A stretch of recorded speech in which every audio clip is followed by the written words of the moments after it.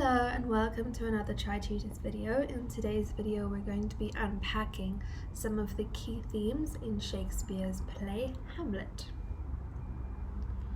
So the first theme we need to unpack is the theme of honor and reputation. This is a very important theme in this play and it drives the entire plot, because the entire reason why Hamlet seeks to avenge his father is to preserve Hamlet's own honor and reputation, but also his father, King Hamlet's honor and reputation. So this theme of honor and reputation is absolutely critical to understand in terms of the plot. Furthermore, we can see other people's honor and reputation and how they hold on to the different characters. Claudius, for instance, he wants to preserve his honor and reputation. He doesn't want to be found out as being the killer of King Hamlet. You also see this with Gertrude, and Hamlet shames Gertrude for her honor and her reputation because he believes she has made a mistake in just marrying Claudius so quickly after King Hamlet died, that she has now given up or tainted her honor and reputation due to this decision. Laertes, at the end of the play, when he goes and he challenges Hamlet to a duel, it's about obviously his grief for his father and sister, but even more than that, it's this idea of honor. He needs to avenge these deaths. He needs to fight Hamlet. He needs to they have to have this fight to the death in order to preserve each of their honors and reputation. So this is a critical theme that cannot be overstated. Any Shakespeare play always has this theme at its heart, because was such a central thing back in those times. And so this is a critical one because it prompts a lot of the plot developments to occur. The next theme is the theme of betrayal.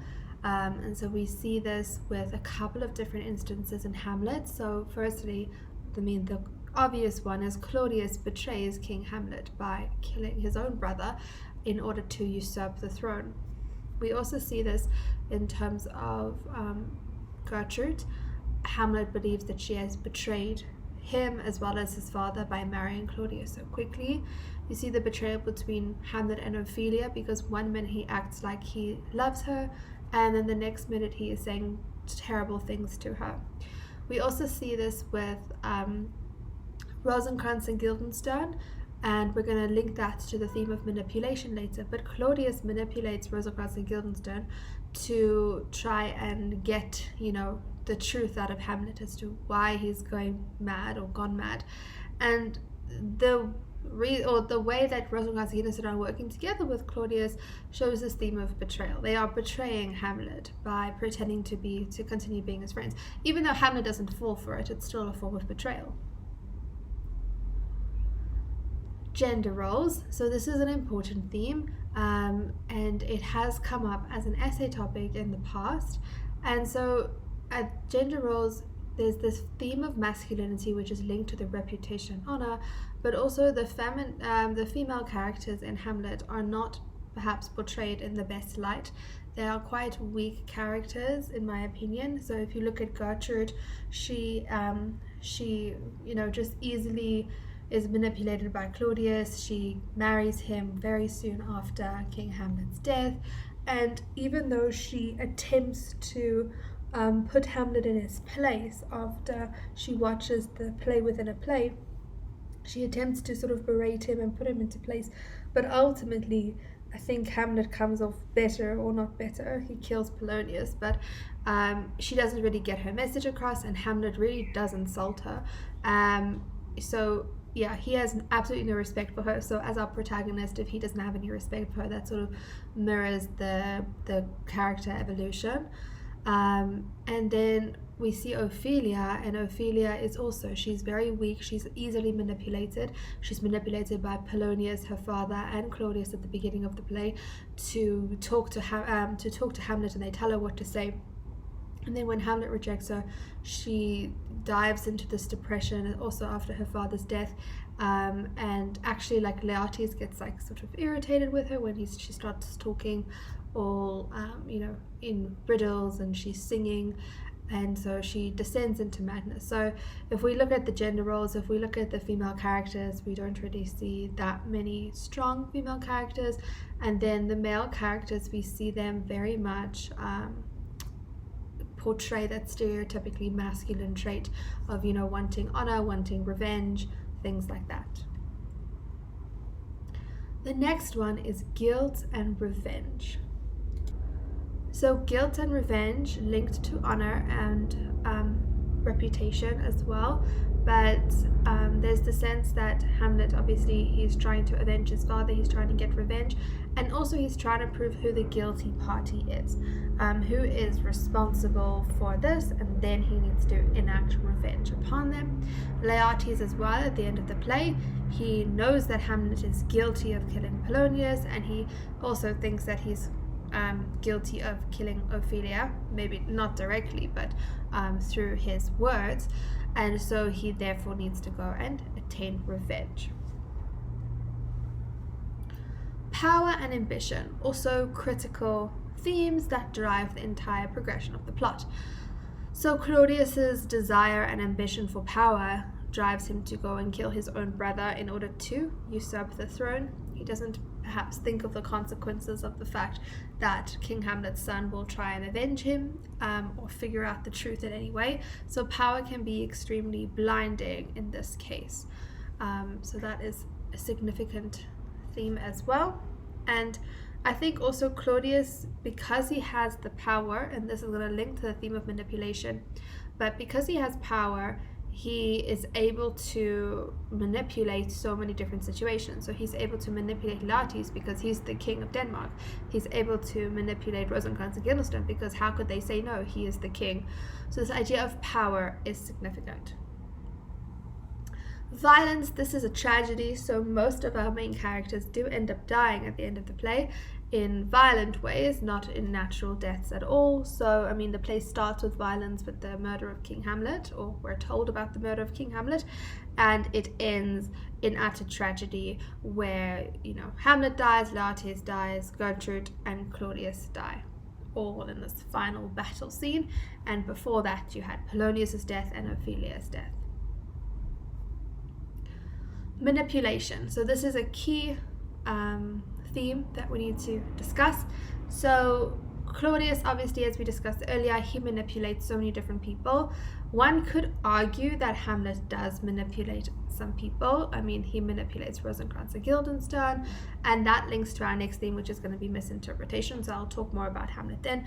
But in terms of manipulation here, I think we definitely need to talk about Claudius. He manipulates the entire situation. If you read like one of the first scenes in Act 1, he talks about, you know, now we have to stop grieving for King Hamlet. We need to move on. We should celebrate my wedding to Gertrude. So he manipulates the entire situation so that he is in control, that he is powerful. He manipulates Hamlet's destiny and future. He wants to send him to his death. And so, yeah, manipulation and Claudius definitely go hand in hand. Another character who showcases this is Polonius. Polonius is quite a nosy character. He gets involved in things that maybe he shouldn't get involved in. He manipulates Ophelia, his own daughter, and he puts like her emotions and feelings on the line when he gets her to talk to Hamlet and to say certain things, puts her at this risk. And also he tries to manipulate Gertrude earlier. He says to her, like when they're walking to her room after the play within a play, and Gertrude's really angry and says, call for Hamlet, he tries to tell her, like, you should go harsh on him. So manipulation is a key theme. The next one is misinterpretation, and this is going to link to our theme of madness quite extensively, because a lot of the play is about the characters' misinterpretation of Hamlet's actions. They never know where they stand with Hamlet. They don't know what's going on with Hamlet. So Rosencrantz and Guildenstern misinterpret Hamlet as being completely mad, when we know that at the beginning, Hamlet actually says to Horatio, I'm going to pretend to be mad. I don't know if he says it to Horatio or if it's in a soliloquy, but it's right towards the beginning of the play. And he says that he's going to be mad, he's going to act mad in order to get the truth out, in order to avenge his father. So a lot of his actions are misinterpreted in this instance.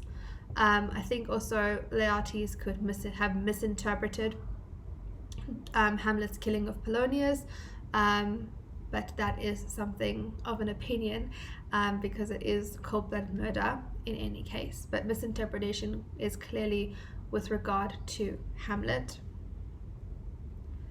Appearance versus reality. This is a theme that carries throughout Shakespeare's works, what appears to be one thing versus the reality that it is.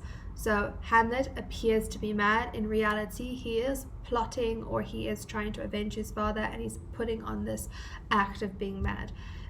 Claudius appears to be virtuous and, just an ordinary king. In reality, he is manipulative and violent and evil. So appearance versus reality is a critical theme.